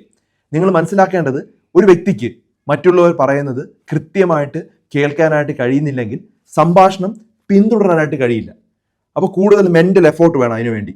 അവർ സോഷ്യൽ ഇൻട്രാക്ഷൻസ് വളരെയധികം കുറയ്ക്കും, മറ്റുള്ളവരായിട്ട് സംസാരിക്കുന്നത് കുറയും, അവർ പതുക്കെ ടി വി കാണാനും ഒക്കെ തുടങ്ങും, മൊബൈൽ കണ്ട് ഡിപ്പെൻഡ് ആയിട്ടിരിക്കും. അപ്പോൾ ആളുകൾ വ്യക്തമായി സംസാരിക്കുന്നില്ല എന്ന് അദ്ദേഹത്തിന് തോന്നുമ്പം അദ്ദേഹം മറ്റുള്ളവരുമായിട്ട് കൂടെ ഇരുന്ന് സംസാരിക്കുന്നത് കുറയും. അങ്ങനെ സംഭവിക്കും ചെവിയുടെ പ്രോബ്ലം കാരണം മെമ്മറിക്കും പ്രശ്നം ഉണ്ടാവും. നമുക്കിപ്പോൾ വളരെ ഈസി ആയിട്ട് ട്രീറ്റ് ചെയ്യാൻ പറ്റും ചെവിയുടെ പ്രോബ്ലംസ് എല്ലാം. ചെറിയ ഒരു ഇയറിംഗ് എയ്ഡ് വെച്ചിട്ടോ അല്ലെങ്കിൽ പല കാര്യങ്ങളും കൊണ്ട് നമുക്ക് ട്രീറ്റ് ചെയ്യാനായിട്ട് പറ്റും. ഇത് പക്ഷേ പല ആളുകളും വലിയ കാര്യമായിട്ട് എടുക്കാറില്ല. ചെറിയ കേൾവി ശക്തി കുറവുള്ളവർക്ക് പോലും നമുക്ക് ക്വാളിറ്റി ഓഫ് ലൈഫ് വളരെ ഇമ്പ്രൂവ് ആവും, അവരുടെ മെമ്മറി ബെറ്റർ ആവും ജസ്റ്റ് ഒരു ഹിയറിംഗ് എയ്ഡ് ഉപയോഗിച്ചാൽ മാത്രം മതി. ഹിയറിംഗ് എയ്ഡ് നമുക്കിപ്പോൾ കാണാൻ പറ്റാത്ത രീതിയിൽ ചെവിക്കകത്ത് വയ്ക്കാൻ പറ്റുന്ന ഹിയറിംഗ് എയ്ഡ് ഇപ്പോൾ അവൈലബിൾ ആണ്. അപ്പോൾ അത് നിങ്ങൾ വ്യക്തമായി മനസ്സിലാക്കുക. അടുത്തതായിട്ട് നമ്മൾ കണ്ണ് പരിശോധിക്കണം എന്നുള്ളതാണ്. കാഴ്ചക്കുറവ് വന്നിട്ടും കണ്ണട മാറ്റാതെ, കാറ്ററാക്ട് ചികിത്സിക്കാതെ പ്രായത്തിൻ്റെ ഭാഗമാണെന്ന് കരുതി കഴിയുന്നവർ ധാരാളമുണ്ട്. നമ്മുടെ കണ്ണിൻ്റെ കാഴ്ചശക്തി നഷ്ടപ്പെട്ട് കഴിഞ്ഞാൽ വായിക്കാൻ പറ്റില്ല, എക്സസൈസ് ചെയ്യാൻ പറ്റില്ല, അതുപോലെ നമ്മുടെ ഹോബി പലതും ഇല്ലാതാവും. അപ്പോൾ റെഗുലറായിട്ട് നമ്മൾ കണ്ണ് ചെക്ക് ചെയ്യുക. ഗ്ലാസസ് വേണമെങ്കിൽ ഗ്ലാസസ് ഉപയോഗിക്കുക. ഡയബറ്റീസ് ഉള്ളവരാണെങ്കിൽ റെറ്റിന ഒന്ന് നോക്കണം, റെറ്റിന. അതുപോലെ കാറ്ററാക്ട് പോലുള്ള പ്രശ്നങ്ങളുണ്ടെങ്കിൽ അത് അവഗണിക്കാതെ അതിനുള്ള ട്രീറ്റ്മെൻറ്റ് എടുക്കണം. അപ്പം കേൾവിശക്തി ഇമ്പോർട്ടൻ്റ് ആണ്, കാഴ്ചശക്തി ഇമ്പോർട്ടൻ്റ് ആണ്. വിവരം നമ്മുടെ ബ്രെയിനിലോട്ട് എത്തിക്കണമെങ്കിൽ നമുക്ക് ഈ രണ്ട് കാര്യം വേണം. അപ്പോൾ എന്നാലും മാത്രമേ അത് പ്രോപ്പറായിട്ട് പ്രോസസ്സ് ചെയ്യുള്ളൂ ബ്രെയിനിലോട്ട്. അതിനുവേണ്ടിയാണ് ഇത് രണ്ടും കറക്റ്റ് ചെയ്യണമെന്ന് പറയാം. അടുത്ത് നമ്മുടെ തലച്ചോറിന് ഏറ്റവും ആവശ്യമായിട്ടുള്ള കാര്യം മറ്റുള്ളവരുമായിട്ട് ഇൻട്രാക്ട് ചെയ്യണമെന്നുള്ളതാണ്. മിക്ക ആളുകളും സോഷ്യൽ മീഡിയയിലാണ്. സോഷ്യൽ മീഡിയയിൽ പല ഫ്രണ്ട്സും ഉണ്ട്, പക്ഷെ അത് പോരാ. നമുക്ക് മീനിങ് ഫുൾ ആയിട്ട് സംസാരിക്കണം, മറ്റുള്ളവരെ കേൾക്കണം, ചിരിക്കണം, അനുഭവങ്ങൾ പങ്കിടണം. അതുകൊണ്ട് ഗ്രൂപ്പ് എപ്പോഴും ഇമ്പോർട്ടൻ്റ് ആണ്. സുഹൃത്തുക്കളുമായിട്ട് സംസാരിക്കുക, സോഷ്യൽ എൻഗേജ്മെൻറ്റ് നമ്മുടെ ബ്രെയിനിനെ ഉണർത്തുന്ന കാര്യമാണ്. ഒറ്റയ്ക്കാണ് താമസിക്കാൻ ഇഷ്ടമുള്ള പല ആളുകളും ഉണ്ടാവും, പക്ഷെ ഇടയ്ക്കെങ്കിലും നമ്മൾ ഒരുമിച്ച് സംസാരിക്കാനായിട്ട് നോക്കുക, ഒരുമിച്ച് നടക്കാനായിട്ട് ശ്രമിക്കുക, ഒരുമിച്ചിരുന്ന് വായിക്കുകയോ ഒരുമിച്ച് എന്തെങ്കിലും ചർച്ച ചെയ്യുകയൊക്കെ ചെയ്യുക. അത് നമ്മുടെ ബ്രെയിനിനെ ഇങ്ങനെ സ്റ്റിമുലേറ്റ് ചെയ്തുകൊണ്ടിരിക്കുകയാണ്. പ്രായമായ മാതാപിതാക്കൾ ഭക്ഷണവും മരുന്ന് മാത്രമല്ല കൊടുക്കേണ്ടത്, അവരുടെ കെയർ പൂർത്തിയാവുന്നത് അവരോട് സംസാരിക്കണം. അവരോട് നമ്മൾ കൂടുതൽ സംസാരിക്കുമ്പോൾ മാത്രമേ അവരുടെ ബ്രെയിനും ആക്റ്റീവ് ആവുള്ളൂ. ടെലിവിഷന് മുന്നിൽ ഒരാളെ ഇരുത്തി നമുക്ക് എത്ര മണിക്കൂർ വേണമെങ്കിലും ഇരിക്കാം, അതല്ല വേണ്ടത്. അവരുടെ പഴയ അനുഭവങ്ങൾ ചോദിക്കുക, പഴയ ഫോട്ടോഗ്രാഫ് അവരെ കാണിക്കുക, അവർ കഥകൾ പറയട്ടെ, കൊച്ചുമക്കളുമായിട്ട് കാര്യങ്ങളൊക്കെ ഷെയർ ചെയ്യട്ടെ, അവരെ പഠിപ്പിക്കട്ടെ. എങ്കിൽ മാത്രമേ അവരുടെ ബ്രെയിൻ ശരിയാവുള്ളൂ. ചെറിയ ഉത്തരവാദിത്തങ്ങൾ അവരെ നൽകാതിരിക്കരുത്. ഓക്കെ, അപ്പോൾ ഈ ഒരു കാര്യം ഇമ്പോർട്ടൻ്റ് ആണ്. അടുത്തതായിട്ട് പുതിയ കാര്യങ്ങൾ പഠിക്കുക. അല്പം പ്രയാസമുള്ളത് തിരഞ്ഞെടുക്കുക എന്നുള്ളതാണ് ഏറ്റവും ഇമ്പോർട്ടൻറ്റ്. ബ്രെയിൻ ഗെയിം മാത്രം കളിച്ചാൽ ഡിമെൻഷ്യ തടയാമെന്ന് നമുക്ക് ഉറപ്പായിട്ട് പറയാനായിട്ട് കഴിയില്ല. ഒരു പ്രത്യേക ഗെയിമിൽ പ്രാക്ടീസ് ചെയ്താൽ ആ ഗെയിമിൽ സ്കോർ മെച്ചപ്പെടുത്താമെന്നുള്ളൂ. എന്നാൽ അത് ജീവിതത്തിൽ എല്ലാ കോഗ്നിറ്റീവ് ഫംഗ്ഷനിലേക്കും നമുക്ക് ഇമ്പ്രൂവ് ചെയ്യണമെങ്കിൽ നമ്മൾ പല ഗെയിമുകൾ ഇൻവോൾവ് ആണ്, മെൻ്റലി ആക്റ്റീവ് ആയിരിക്കണം. അതായത് പല കാര്യങ്ങളും പുതുമയും ചലഞ്ചിങ്ങുമായിട്ടുള്ള കാര്യങ്ങൾ തിരഞ്ഞെടുക്കണം. ഓക്കെ, ഇപ്പോൾ പുതിയൊരു ഭാഷ പഠിക്കുക, പുതിയൊരു സംഗീത ഉപകരണം പഠിക്കുക, പുതിയൊരു കുക്കിംഗ് ടെക്നിക്ക് പഠിക്കുക, പുതിയൊരു കമ്പ്യൂട്ടർ സ്കില്ല് പഠിപ്പിക്കുക, അല്ലെങ്കിൽ ഗാർഡനിങ് തുടങ്ങുക, ഡാൻസ് പഠിക്കുക, പരിചയമില്ലാത്ത ഒരു വിഷയത്തെക്കുറിച്ച് വായിച്ച് മറ്റൊരാളെ വിശദീകരിക്കുക. ഇതെല്ലാം പുതിയ കാര്യങ്ങളാണ്. അപ്പോൾ ഫുൾ ടൈം നമ്മൾ മൊബൈൽ കണ്ടുകൊണ്ടിരിക്കാതെ നമ്മൾ തന്നെ ഓരോരോ കാര്യങ്ങൾ ചെയ്യാനായിട്ട് ശ്രമിക്കുകയാണ്. ഇതും നമ്മുടെ ബ്രെയിനെ ആക്ടിവേറ്റ് ചെയ്യുന്ന കാര്യമാണ്. ഫിംഗർ ട്രയൽ എന്നൊരു ട്രയൽ നടത്തിയിട്ടുണ്ട്. ഇതിനകത്ത് പറയുന്നത് നമ്മൾ ഇത്തരത്തിലുള്ള പല ചലഞ്ചസും കൊടുക്കുകയാണ് എങ്കിൽ ഒരു വർഷമൊക്കെ കൊണ്ട് തന്നെ നമ്മുടെ ബ്രെയിനിൽ വളരെയധികം മാറ്റങ്ങൾ ഉണ്ടാക്കാൻ കഴിയുമെന്നാണ്. അതായത് പുതിയ കാര്യങ്ങൾ പഠിക്കണം. ഇപ്പോൾ ഫിംഗർ ഒരു റാൻഡമൈസ്ഡ് ട്രയലാണ്, വിശ്വസിക്കാവുന്ന ഒരു ട്രയലാണ്. ഡിപ്രഷനും ക്രോണിക് സ്ട്രെസ്സും നമുക്ക് ഓർമ്മശക്തി കുറയ്ക്കുന്ന ഒരു കാര്യമാണ്. എപ്പോഴും കരച്ചിലാണ്, അതുപോലെ എപ്പോഴും പ്രശ്നങ്ങളാണ്. അപ്പോൾ താല്പര്യം നഷ്ടപ്പെടും, ഉറക്കം നഷ്ടപ്പെടും, എനർജി കുറയും, കോൺസെൻട്രേഷൻ നഷ്ടപ്പെടും, ആളുകളിൽ നിന്ന് മാറി നിൽക്കും. ഇതെല്ലാം കാരണം എന്ത് പറ്റും? നമുക്കൊരു പ്രതീക്ഷ ഉണ്ടാവില്ല. അതിനോടൊപ്പം നമുക്ക് നമ്മുടെ ബ്രെയിനിൽ നമ്മുടെ മെമ്മറിയും കുറഞ്ഞു വരും. ഡിപ്രഷൻ ഉള്ള ഒരു വ്യക്തിക്ക് എപ്പോഴും എനിക്ക് മെമ്മറി മുഴുവൻ പോയി എന്നേ പുള്ളി ചിന്തിക്കുകയുള്ളൂ. അത് കാരണം പുള്ളി ഒരു കാര്യവും ശ്രദ്ധിക്കില്ല. പുള്ളിയുടെ ഓട്ടോമാറ്റിക്കായിട്ട് മോട്ടിവേഷൻ പോയി. പക്ഷെ പോസിറ്റീവായിട്ട് ചിന്തിക്കൂ എന്ന് മാത്രം പറഞ്ഞ് നമുക്ക് ഡിപ്രഷൻ മാറ്റാനായിട്ട് പറ്റില്ല. നമുക്ക് നോക്കണം. ചിലപ്പോൾ കൗൺസിലിംഗ് മതിയാവും, ചിലപ്പോൾ ലൈഫ് സ്റ്റൈൽ സപ്പോർട്ട് വേണം, ചിലപ്പം മെഡിക്കേഷൻ മരുന്നുകളാണ് വേണ്ടത്. ആൻറ്റി ഡിപ്രസൻറ്റ് കഴിച്ചു കഴിഞ്ഞാൽ പല ഡിപ്രഷൻസ് നമുക്ക് മാറ്റാനായിട്ട് പറ്റും. പക്ഷെ അത് നോക്കിയിട്ട് തീരുമാനം എടുക്കാൻ പറ്റുള്ളൂ വേണോ വേണ്ടേ എന്നുള്ളത്. പക്ഷെ മാനസിക സമ്മർദ്ദം നമുക്ക് കുറേയൊക്കെ ഒഴിവാക്കാനായിട്ട് പറ്റും. അതിന് ഞാൻ പല മെഡിറ്റേഷൻ എക്സസൈസും പല വീഡിയോയിലും പറഞ്ഞിട്ടുണ്ട്. നമ്മൾ വളരെ ശാന്തമായി ബ്രീത്തിങ് ഇൻ ആൻഡ് ഔട്ട് ചെയ്യുക, അതുപോലെ നമ്മളെക്കുറിച്ച് എഴുതുക, നമുക്ക് ഇഷ്ടമുള്ള ഹോബീസിൽ ഇൻവോൾവ് ആവുക, നമുക്ക് വേണ്ടിയുള്ള കുറച്ച് സമയങ്ങൾ ഉണ്ടാക്കുക. ഇത്തരത്തിലുള്ള കാര്യങ്ങൾ കണ്ടിന്യൂസ് ആയിട്ട് ചെയ്താൽ നമ്മുടെ മാനസിക സമ്മർദ്ദം കുറേയൊക്കെ കുറയ്ക്കാൻ പറ്റും. ശ്വാസം വളരെ പതുക്കെ എടുക്കുകയും കുറച്ചു നേരം ഹോൾഡ് ചെയ്ത് പിടിക്കുകയും പതുക്കെ ശ്വാസം പുറത്തോട്ട് വിടുന്നതും 1 മിനിറ്റ് ചെയ്താൽ തന്നെ നമ്മുടെ മനസ്സ് ശാന്തവും. അങ്ങനെ രാവിലെയും രാത്രിയും ചെയ്തു നോക്കിയാൽ തന്നെ നമ്മുടെ സ്ട്രെസ്സ് കുറയ്ക്കാൻ പറ്റുന്ന ഒരു മാർഗ്ഗമാണ്. ഇത് നമ്മുടെ മെമ്മറി കൂട്ടുന്ന കാര്യമാണ്. സ്മോക്കിംഗ്, ആൽക്കഹോളും മരുന്നായിട്ട് ഉപയോഗിക്കുന്ന പല ആളുകളുണ്ട് നമ്മുടെ ബ്രെയിൻ ആക്റ്റീവ് ആവാൻ വേണ്ടി. ശരിക്കും ഹൃദയത്തിനും ശ്വാസകോശത്തിനും മാത്രമല്ല ഇത് പ്രോബ്ലം, നമ്മുടെ ബ്രെയിനിൻ്റെ ഹെൽത്തിനെ അഫക്റ്റ് ചെയ്യുന്ന ഒരു കാര്യമാണ്. എത്ര വർഷം വലിച്ചു, ഇനി എന്താ കാര്യമെന്നല്ല ചിന്തിക്കേണ്ടത്. നിങ്ങൾ ഇപ്പോൾ സ്റ്റോപ്പ് ചെയ്താൽ തന്നെ ആരോഗ്യത്തിന് പല ഗുണങ്ങളും ലഭിക്കും. കാരണം നിക്കോട്ടിൻ എന്ന് പറഞ്ഞ സാധനം നമുക്ക് പല പ്രശ്നങ്ങളും നമ്മുടെ ശരീരത്തിൽ ഉണ്ടാക്കുന്നുണ്ട്. അതിനോടൊപ്പം നമ്മുടെ ബ്രെയിനിൽ നമ്മുടെ നരമ്പുകളെയും ബാധിക്കുന്നുണ്ട്, നമ്മുടെ ഓർമ്മശക്തിയും കുറഞ്ഞുകൊണ്ടേയിരിക്കുകയാണ്. അതുപോലെ തന്നെയാണ് മദ്യവും. മദ്യം പല ആളുകളും വിചാരിക്കുന്നത് കുറച്ച് ആൽക്കഹോൾ നമ്മുടെ ഓർമ്മശക്തിക്ക് നല്ലതാണെന്ന് ചിന്തിക്കുന്നുണ്ട്. ആൽക്കഹോൾ കഴിക്കാത്ത ഒരാൾ ബ്രെയിൻ ഹെൽത്തിനായിട്ട് ആൽക്കഹോൾ തുടങ്ങേണ്ടതായിട്ടില്ല. കാരണം നമ്മൾ മദ്യം കഴിച്ചു കഴിഞ്ഞാൽ നമ്മുടെ ബ്രെയിനെ നശിപ്പിക്കുന്നു എന്ന് പല പഠനങ്ങളും തെളിയിച്ചിട്ടുണ്ട്. വീഴ്ച ഉണ്ടാവാം, നമ്മളെ ലിവറിനെ ബാധിക്കാം, അങ്ങനെ പല പ്രശ്നങ്ങളും മദ്യം കഴിച്ചുകൊണ്ടാവും. അപ്പോൾ മദ്യം കഴിക്കരുത് എന്നാണ് പുതിയ ഗൈഡ് ലൈൻസ് എല്ലാം പറയുന്നത്. അതുപോലെ ഇടയ്ക്കിടയ്ക്ക് തലയിൽ തട്ട് കിട്ടുന്ന ആൾക്കാരുണ്ട്. ബോക്സിങ് കാരണം തല കിട്ടുന്ന ആൾക്കാർ അല്ലെങ്കിൽ വീഴുന്ന ആൾക്കാരൊക്കെ ഉണ്ടാവും. തല കണ്ടിന്യൂസ് ആയിട്ട് ഇങ്ങനെ തട്ടിക്കൊണ്ടിരുന്ന് കഴിഞ്ഞ് കഴിഞ്ഞാൽ നമ്മൾ ശ്രദ്ധിക്കണം. അതും ഓർമ്മശക്തി കുറയ്ക്കുന്നൊരു കാര്യമാണ്. അപ്പോൾ അതുകൊണ്ട് തന്നെ എപ്പോഴും നമ്മൾ 2 വീലറിൽ യാത്ര ചെയ്യുന്ന സമയത്ത് ഹെൽമെറ്റ് ധരിച്ചിരിക്കണം. അത് പുറകിലിരിക്കുന്ന ആൾക്കാരും മുമ്പിലിരിക്കുന്ന ആൾക്കാരും ധരിച്ചിരിക്കണം. സീറ്റ് ബെൽറ്റ് ധരിച്ച് മാത്രമേ നമ്മൾ കാറിൽ പോകാവൂ. അതുപോലെ തന്നെ ബാത്റൂമിലൊക്കെ നമ്മൾ ഗ്രിപ്പ് ഉണ്ടാവുന്ന സാധനങ്ങൾ ഇടണം. നമ്മൾ ലൂസ് ആവരുത്. ചെരുപ്പ് നല്ല ഉറപ്പുള്ള ചെരുപ്പ്, ഗ്രിപ്പുള്ള ചെരുപ്പായിരിക്കണം. തല ഇടയ്ക്കിടയ്ക്ക് തട്ടിയാലും നമുക്ക് ഓർമ്മശക്തി പ്രശ്നമായിട്ട് വരാം. അപ്പോൾ പ്രായമായതുകൊണ്ടാണ് ഇങ്ങനെ വീഴ്ച ഉണ്ടാകുന്നത് നമ്മൾ കരുതരുത്. നമുക്ക് ബാലൻസും മസിൽ സ്ട്രെങ്തും ഒക്കെ ഇമ്പ്രൂവ് ചെയ്ത് കഴിഞ്ഞാൽ ഈ വീഴ്ച പ്രിവെൻറ്റ് ചെയ്യാനായിട്ട് പറ്റും. അത് കാരണം ഉണ്ടാവുന്ന മെമ്മറി പ്രോബ്ലം ശരിയാക്കാം. നമ്മൾ കഴിക്കുന്ന മരുന്നുകളും ചെക്ക് ചെയ്യണം. ചില മരുന്നുകൾ മെമ്മറി കുറയ്ക്കുന്ന മരുന്നുകളുണ്ട്. ചില സെഡേറ്റീവ്സ് ഉണ്ട്, ബെൻസോഡയസിപ്പിൻ പോലുള്ള സെഡേറ്റീവ്സ്. ചില സ്ട്രോങ് പെയിൻ മെഡിസിൻ ഉണ്ട്. ചില ആൻറ്റി ഹിസ്റ്റമിനുണ്ട്, നമ്മൾ ജലദോഷത്തിന് കളിക്കുന്ന മരുന്നുകൾ. അതുപോലെ ചില മരുന്നുകൾ ഇതുപോലെ കൺഫ്യൂഷൻ ഉണ്ടാക്കാം, ചില ഡ്രൗസിനെസ് ഉണ്ടാക്കാം, ഓർമ്മശക്തി കുറയ്ക്കാം. അപ്പം അങ്ങനെ ഉണ്ടാകുന്നുണ്ടെങ്കിൽ നമ്മൾ ഉറപ്പായിട്ടും ഡോക്ടറോട് ചോദിച്ചത് നിർത്തണോ അതോ കണ്ടിന്യൂ ചെയ്യണോ എന്നൊക്കെ ചോദിച്ച് മനസ്സിലാക്കണം. ഒരു കാരണവശാലും നമ്മൾ ഉറക്കത്തിനൊന്നും ഗുളികളൊന്നും നമ്മൾ ഈ ഫാർമസിയിൽ നിന്നും വാങ്ങിച്ച് കഴിക്കരുത്. ഈ ഹെർബൽ പ്രൊഡക്റ്റ് ആണെന്ന് പറഞ്ഞ് പലതും പല സാധനങ്ങളും ആഡ് ചെയ്തിട്ടുണ്ട്, അതിലും പ്രശ്നം ഉണ്ടാക്കാം. അപ്പോൾ അതുകൊണ്ട് നിർബന്ധമായിട്ട് അത് ചോദിച്ച് മനസ്സിലാക്കിയിട്ട് വേണം ആ തീരുമാനത്തിലോട്ട് എത്താൻ. നാച്ചുറൽ എന്ന് അല്ലെങ്കിൽ ഹെർബൽ എന്ന് എഴുതിയേക്കുന്ന എല്ലാ പ്രൊഡക്റ്റും നല്ലതാവണമെന്നില്ല. അതിൻ്റെ സ്റ്റഡി നടത്തിയിട്ടുണ്ടെങ്കിൽ മാത്രമേ അത് പ്രോപ്പറായിട്ട് നല്ലതെന്ന് പറയാൻ പറ്റൂ. വൈറ്റമിൻ B12 തൈറോയ്ഡ് പ്രോബ്ലം ഉള്ള ആളുകൾക്കും നമ്മൾ പറഞ്ഞതുപോലെ മെമ്മറി പ്രശ്നങ്ങൾ ഉണ്ടാവും. അപ്പോൾ അതും നിർബന്ധമായിട്ടും ചെക്ക് ചെയ്ത് നോക്കേണ്ട ഒരു കാര്യമാണ്. വൈറ്റമിൻ B12 നമുക്ക് മാംസാഹാരങ്ങളിൽ നിന്നാണ് നമുക്ക് കിട്ടുന്നത്. വൈറ്റമിൻ B12 ചെക്ക് ചെയ്ത് നോക്കി അറിയാൻ പറ്റും. വൈറ്റമിൻ B12 കുറവുള്ള ആൾക്കാർക്കും തൈറോയ്ഡ് പ്രശ്നമുള്ള ആളുകൾക്കും ഇതുപോലെ മെമ്മറി പ്രോബ്ലംസ് ഉണ്ടാവാം. സപ്ലിമെൻറ്റ് സംബന്ധിച്ച് പല ആളുകൾക്കും സംശയങ്ങളുണ്ട്. മെമ്മറി പവർ കൂട്ടാൻ വേണ്ടി ക്യാപ്സൂൾ കഴിക്കുന്ന ആൾക്കാരുണ്ട്. അതുപോലെ അൽഷിമേഴ്സ് പ്രിവെൻറ്റ് ചെയ്യാൻ വേണ്ടി മരുന്നുകൾ കഴിക്കുന്നുണ്ട്. ശരിക്കും ഇതൊന്നും പ്രൂവൺ ചെയ്യാത്ത കാര്യങ്ങളാണ്. Vitamin B, vitamin E, multi vitamin, omega supplements ഇതൊന്നും സ്ഥിരമായിട്ട് ആവശ്യമില്ലാതെ കഴിക്കേണ്ട ആവശ്യമില്ല. ഇത് സ്ഥിരമായിട്ട് കഴിച്ചാൽ ഡിമെൻഷ്യ തടയാമെന്ന് പറയുന്നതിന് ഒരു തെളിവുമില്ല. WHO ആണെങ്കിലും പല പഠനങ്ങളും തെളിയിച്ചിരിക്കുന്നത് ഹെൽത്തി ലൈഫ് സ്റ്റൈലാണ് ഇതിൻ്റെ ഏറ്റവും പരിഹാരം, അല്ലാതെ ഇത് സപ്ലിമെൻറ്റ്സ് അല്ല. വൈറ്റമിൻ B12 ഡെഫിഷ്യൻസി ഉണ്ടെങ്കിൽ വൈറ്റമിൻ B12 നൽകാം. അത് ഡെഫിഷ്യൻസി ഉള്ളതുകൊണ്ടാണ്, അത് കുറവുള്ളതുകൊണ്ടാണ്. പക്ഷെ ഉയർന്ന ഡോസ് എത്തിയതുകൊണ്ട് ഒരു ഫോട്ടോഗ്രാഫിക് മെമ്മറിയോ ഷാർപ്പായിട്ടുള്ള മെമ്മറിയോ ലഭിക്കില്ല, അത് തെറ്റാണ്. അതുപോലെ തന്നെ പല ഹൈ ഡോസ് വൈറ്റമിൻ E ഒക്കെ പല ആളുകളും കഴിക്കുന്നുണ്ട്. അതൊക്കെ നല്ലതല്ല, ബ്ലീഡിങ് റിസ്ക് ഉണ്ടാക്കാം, പല ഡ്രഗ്സുമായിട്ട് അത് ഇൻട്രാക്റ്റ് ആവാം, ലിവറിന് വരെ ചിലപ്പം പ്രോബ്ലം ഉണ്ടാവും. ഇപ്പോൾ സപ്ലിമെൻറ്റ് വാങ്ങുന്നതിന് മുമ്പായിട്ട് നമ്മൾ ഉറപ്പായിട്ട് 3 ചോദ്യങ്ങൾ എപ്പോഴും ചോദിക്കുക. എനിക്ക് യഥാർത്ഥത്തിൽ ഇത് ഡെഫിഷ്യൻസി ഉണ്ടോ? ഇതിൻ്റെ ബെനിഫിറ്റ് നമ്മൾ ക്വാളിറ്റി റിസർച്ചിൽ തെളിയിക്കപ്പെട്ടിട്ടുണ്ടോ? ഞാൻ ഉപയോഗിക്കുന്ന മറ്റു മരുന്നുകളുമായിട്ട് ഇത് ഇൻട്രാക്ട് ചെയ്യാൻ സാധ്യത ഉണ്ടോ? എന്തെങ്കിലും പാർശ്വഫലങ്ങൾ ഉണ്ടാവാൻ സാധ്യത ഉണ്ടോ എന്ന് ചെക്ക് ചെയ്തിട്ട് മാത്രമേ സപ്ലിമെൻറ്റ്സ് കഴിക്കാവൂ. ഈ സപ്ലിമെൻറ്റ്സ് പല ആളുകളും പ്രൊമോട്ട് ചെയ്യുന്നുണ്ട്. അത് നിങ്ങൾ മനസ്സിലാക്കണം എന്താണ് അതിൻ്റെ പ്രശ്നമുള്ള കാര്യം. ഇനി കുറച്ച് പ്രാക്ടിക്കൽ ടെക്നിക്സ് പറയാം. അതായത് ഡിമെൻഷ്യ റിസ്ക് റിഡക്ഷനിൽ നിന്ന് ദിവസേനയുള്ള മെമ്മറി എങ്ങനെ കൂട്ടാമെന്നുള്ളതിനെ കുറിച്ച് കുറച്ച് പറയാം. ഇതെല്ലാം നമ്മൾ എവിഡൻസ് വെച്ച് പ്രൂവൻ ചെയ്തിട്ടുള്ള ചില മെത്തേഡ്സാണ്. ആദ്യത്തെ ടെക്നിക്ക് എന്ന് പറഞ്ഞാൽ സ്റ്റോപ്പ്, ലുക്ക്, സേ, കണക്റ്റ് എന്നാണ്. ഒരു കാര്യം ഓർമ്മിക്കണമെങ്കിൽ ആദ്യം 1 നിമിഷം നിർത്തുക, സ്റ്റോപ്പ്. മറ്റുള്ള കാര്യങ്ങളെ നിർത്തുക എന്നുള്ളതാണ്. ലുക്ക്, വസ്തുവിലേക്കോ ആ വ്യക്തിയിലേക്കോ ശ്രദ്ധിക്കുക. സേ, വിവരം മനസ്സിലല്ലെങ്കിൽ ശബ്ദത്തിൽ അത് പറയുക. കണക്ട്, അറിയാവുന്ന മറ്റൊരു കാര്യവുമായി ബന്ധിപ്പിക്കാനായിട്ട് നോക്കുക. ഉദാഹരണത്തിന്, കാർ കീ കിച്ചൺ കൗണ്ടറിൽ വെക്കുമ്പോൾ ഫോൺ നോക്കിക്കൊണ്ട് വെക്കരുത്.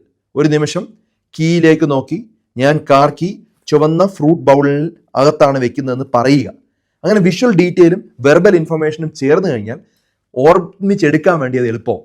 രണ്ടാമത്തെ പേരുകൾ ഓർക്കാനുള്ള FACE മെത്തേഡാണ്.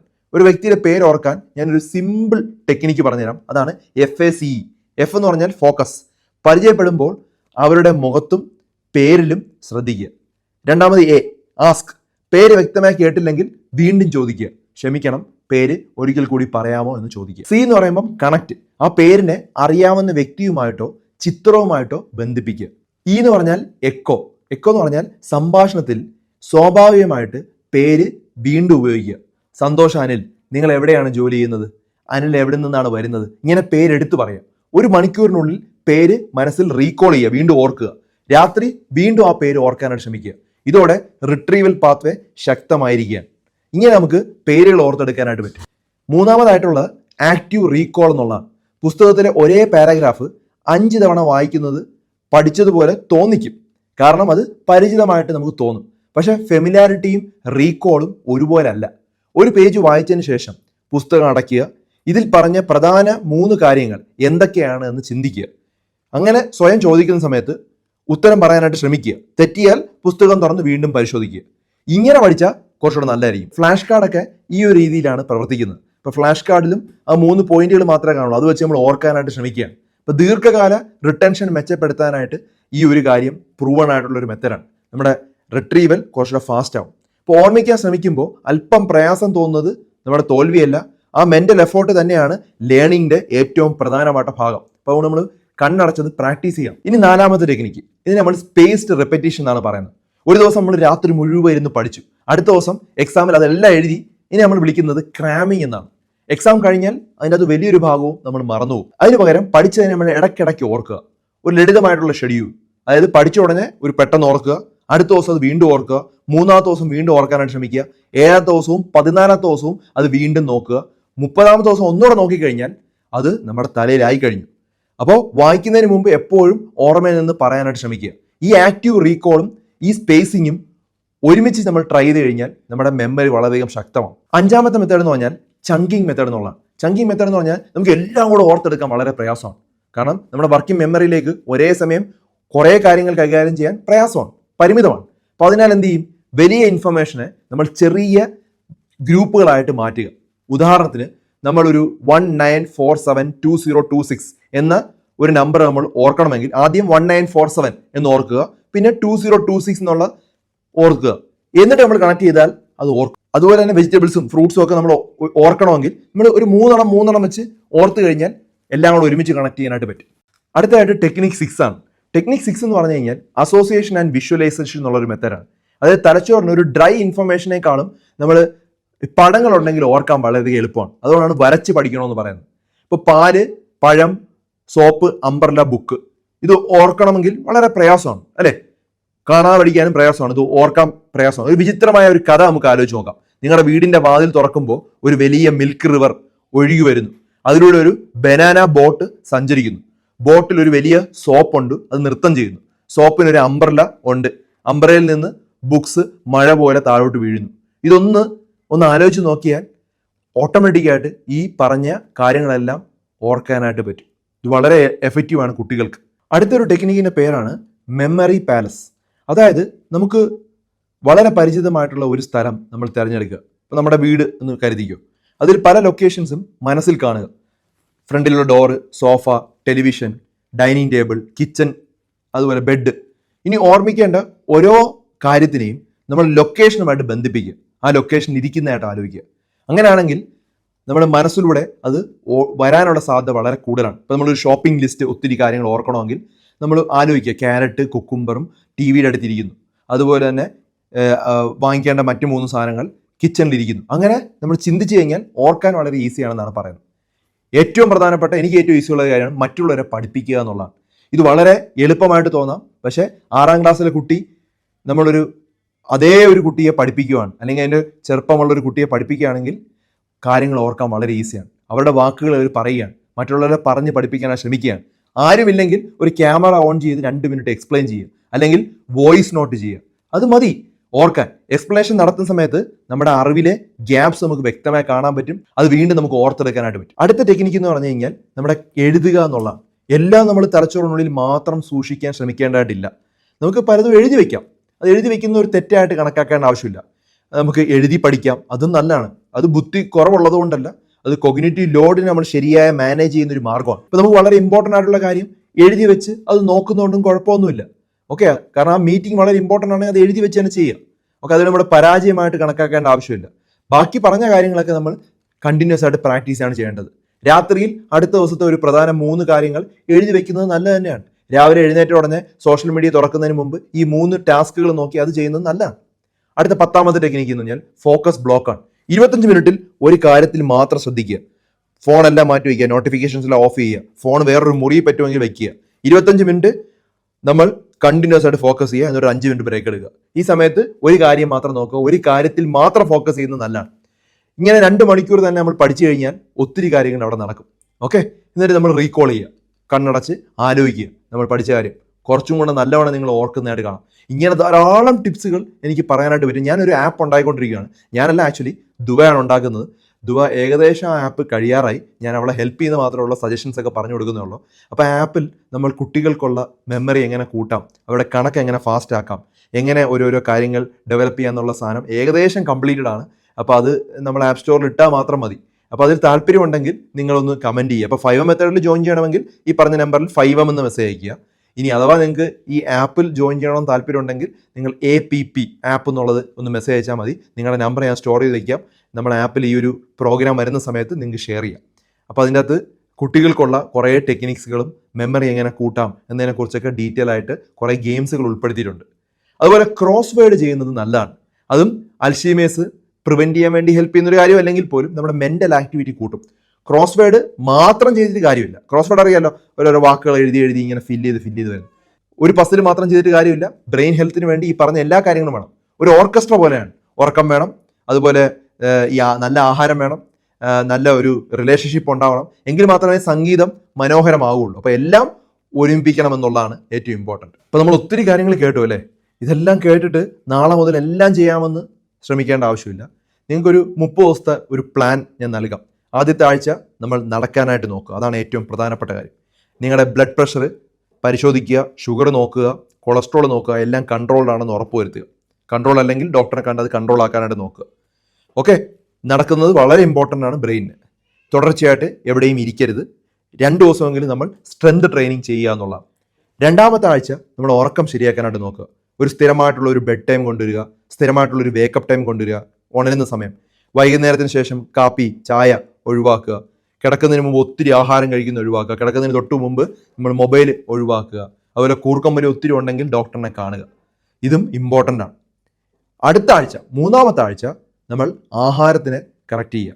ദിവസവും കുറഞ്ഞത് 2 മീൽസിലും വെജിറ്റബിൾ ഉൾപ്പെടുത്തുക. 3 നേരം കഴിക്കാൻ പറ്റിയ നല്ലത്. പഞ്ചസാര, ഡീപ്പായിട്ടുള്ള പൊരിച്ച സാധനം, packet food, bakery items, junk foods ഒഴിവാക്കണം. നട്ട്സ് ഉൾപ്പെടുത്തണം, സീഡ്സ് ഉൾപ്പെടുത്തണം. 4ാമത്തെ ആഴ്ച നമ്മളൊരു പുതിയ വിഷയം തിരഞ്ഞെടുക്കണം, അത് പഠിച്ചു തുടങ്ങണം. ദിവസവും 15 മിനിറ്റ് അത് പഠിക്കുക. പഠിച്ചതിന് ശേഷം പുസ്തകം അടച്ച് നമ്മൾ റീകോൾ ചെയ്യാൻ നോക്കുക. ഡേ 1 അത് റീകോൾ ചെയ്യുക, ഡേ 3 അത് റീകോൾ ചെയ്യുക, ഡേ 7 നമ്മുടെ സ്പേസ്ഡ് റിപ്പറ്റീഷൻ ചെയ്യുക. മറ്റുള്ള പഠിപ്പിക്കാൻ പറ്റിയാൽ ഏറ്റവും നല്ലത്. അപ്പോൾ ഞാനൊരു കാര്യം പറയട്ടെ. ഞാൻ നേരത്തെ പറഞ്ഞ ആ 3 കാര്യങ്ങളൊന്ന് ആലോചിച്ച് നോക്കി. ഞാൻ ആദ്യം പറഞ്ഞില്ലേ തുടക്കത്തിൽ, ആ 3 കാര്യം ഒന്ന് ആലോചിച്ച് നോക്കി. ആ 3 വാക്കുകൾ എന്തൊക്കെയായിരുന്നു? മാമ്പഴം, താക്കോല്, നീലാകാശം. ഓക്കെ, 3 ഓർമ്മ ഉണ്ടായിരുന്നോ നിങ്ങൾക്ക്? ഓർമ്മയില്ലെങ്കിലും കുഴപ്പമില്ല. ഇത് ഈസി ആയിട്ട് നമുക്ക് സോൾവ് ചെയ്യാൻ പറ്റുന്ന ഒരു കാര്യമാണ്. ഓക്കെ, ഓർമ്മശക്തി കൂട്ടണം, അതുപോലെ കൂടുതൽ ആക്റ്റീവ് ആവണം, വളരെ വേഗത്തിൽ കാര്യങ്ങൾ ഓർത്തെടുക്കണമെന്ന് ആഗ്രഹമുണ്ടെങ്കിൽ മെമ്മറി എന്ന് ഞങ്ങൾക്ക് ഈ ഒരു നമ്പറിൽ മെസ്സേജ് അയയ്ക്കുക. 1 മന്ത് പ്രോഗ്രാമിൽ ജോയിൻ ചെയ്യാൻ താല്പര്യമുണ്ടെങ്കിൽ ജോയിൻ ചെയ്യുക.